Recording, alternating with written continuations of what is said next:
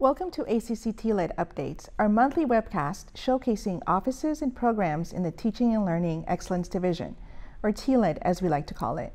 My name is Dr. Rachel Barrera, and I am a content strategist for the instructional web team located at the Pinnacle campus, and your host for today. We'd like to encourage you to tweet about this webcast using hashtag TLED Updates and hashtag ACC TLED. You can also direct any questions about this webcast to us via email at tled@austincc.edu. This month, we've invited Dr. Mary Jane McReynolds to talk with us about the Office of Articulation and University Relations. Welcome to the webcast, Dr. McReynolds. Thank you. You are the Director of Articulation and University Relations here at ACC. How long have you been at ACC? I've been in this position for about 10 years. And at the same time, I have served as an adjunct faculty member in the Department of Anthropology, and I've taught our Introduction to Archaeology and Cultural Anthropology courses. And I really love to teach, and with this position as well as those that I've had previous in my career, I've had administrative positions at several other colleges and universities.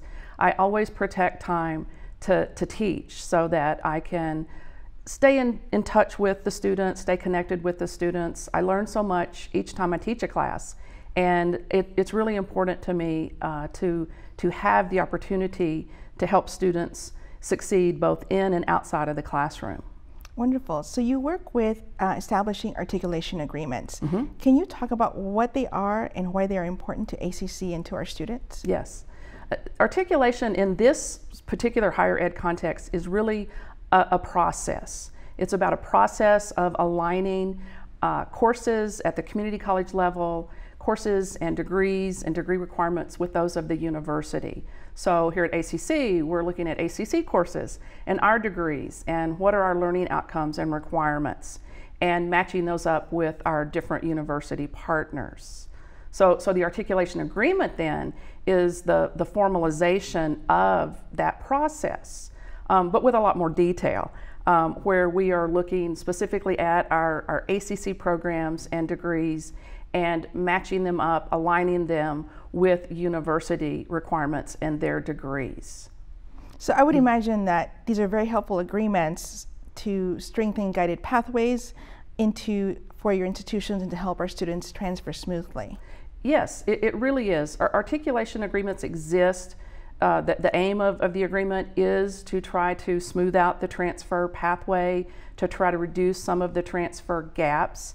It's significant to think about the fact that when we complete an articulation agreement after ACC and a university have negotiated the course alignment, the degree alignment, and various other terms and conditions, our president and our chief academic officers at ACC and at the university, they sign it, because it is we're mutually agreeing that we intend to support our students through the transfer process, from ACC to the university. And that's what Guided Pathways focus is, to help our students come in and identify a degree and stay on track and complete that degree. So it really is there's a lot of synchronicity about the articulation agreements and the Guided Pathways model. Wonderful. So I was reading in the Faculty Connect newsletter that we have a lot of completed articulation agreements. Can you talk a little bit about how many and with whom? We do, yes.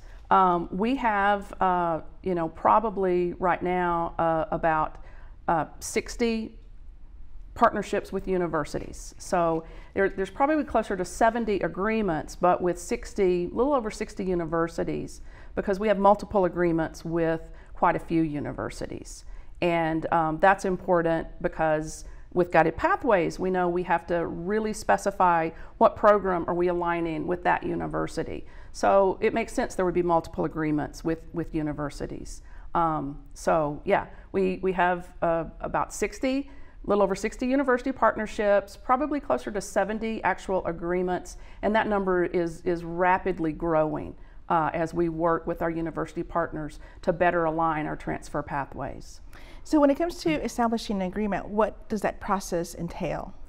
There's a lot of detail with regard to the actual creation of the document itself. But as I said earlier, it's a process. And the process of aligning our courses and degrees with those of a university starts with our relationship that we have with the university partners. And that's really important.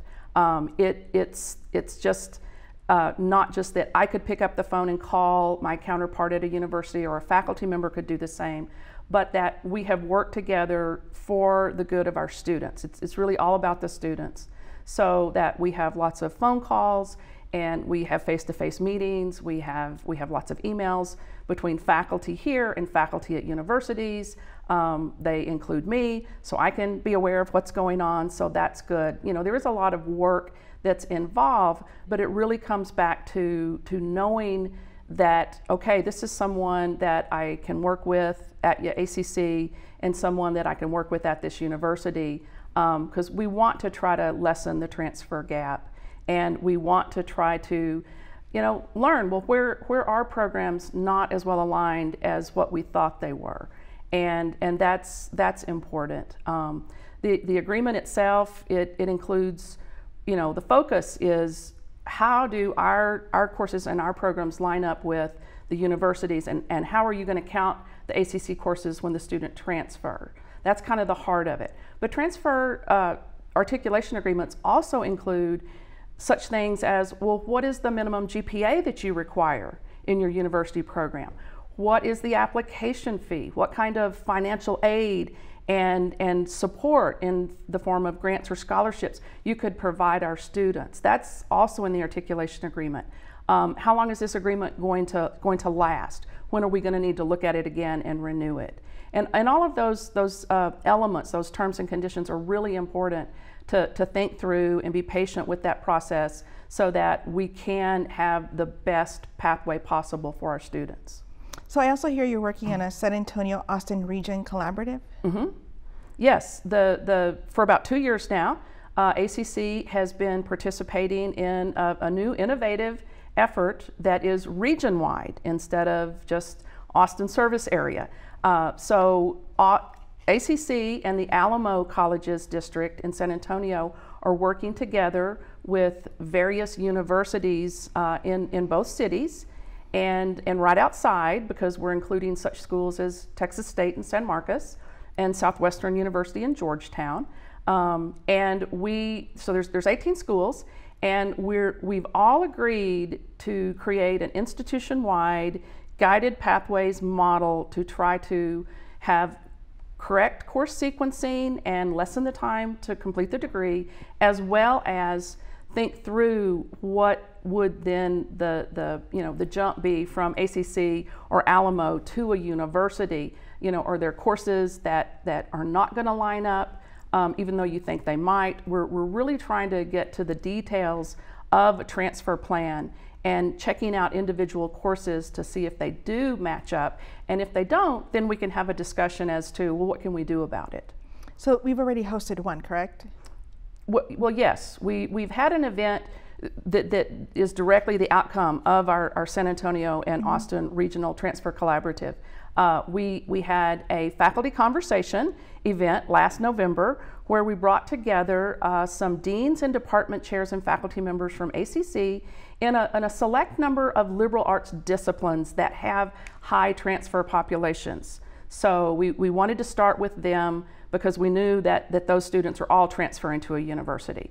And we got those folks together with their university counterparts. And for us, it's Concordia University, Houston-Tillotson, St. Edwards, and Texas State.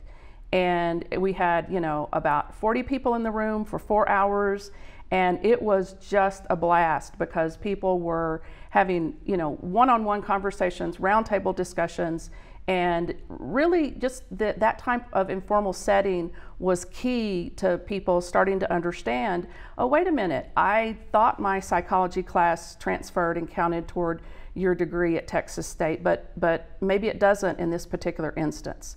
And being able to learn about that and learn from each other, it was very valuable. And is there also going to be another event in the summer? Well, we're going to have first, on April the 27th, we're going to have our second faculty conversation event with a different group of liberal arts disciplines, and with the same university folks coming in. And that'll be the same format where we come in and talk about course alignment and degree alignment. And such things as well, we learned with the first one, the timing of when Texas State publishes their catalog really puts our students at a disadvantage for transfer advising, because that catalog and revisions to the degree plans come out after our students have already been advised by our folks here, and then they enroll in Texas State, and then the degree plan has been changed. You know, things like that we could work on logistically and structurally. And then this summer, we are going to do something that is even a little bit more innovative. We are going to work with Texas State University and co-host a summer transfer forum. And how this is different is we're going to include our faculty, but we're also going to bring in our student services colleagues. So these are our advisors and our counselors, maybe veterans services, maybe financial aid, the holistic view of the student's life here in higher education. And we're going to have faculty talking to the advisors and vice versa, and trying to understand about, you know, different challenges that they face and why. And it's also going to be a really, I think, special event, because it will include all the Alamo schools and the San Antonio universities, and then all of the schools participating in the Austin area. And we're bringing in Dr. Davis Jenkins, who is an expert on guided pathways and is really knowledgeable about the national view and context of the positive outcomes using guided pathways. He's going to kick us off that morning and give us a talk. And then at noon, we're going to have a speech by UT Austin researcher, Dr. Haria Jabbar. And she's going to talk about some research she's just completed on Texas community college students. And it's focused on decision making, why they decide to go to a specific school. Because we know we send most of our students to Texas State. That is our largest transfer partner. UT Austin is our second largest transfer partner. But sometimes our students go to a school that's 300 miles away or even further. And so she wanted to try to get at why. And are there financial decisions, are there family reasons that would impact students deciding to go to a particular university? So I'm really looking forward to what she is going to tell us that day. Wow, so you have a lot of events that are pretty exciting. Yes, yes. Thank you so much for coming today and sharing with us information on the articulation agreements and the types of work that is being done at ACC, which is a lot of components that work together to help students succeed. Yes. Thank you so much. You're very welcome. It's my pleasure. And to all of our viewers, for more teaching and learning excellence updates, please follow us on social media at ACC TLED. Thank you for joining us today. That's our webcast.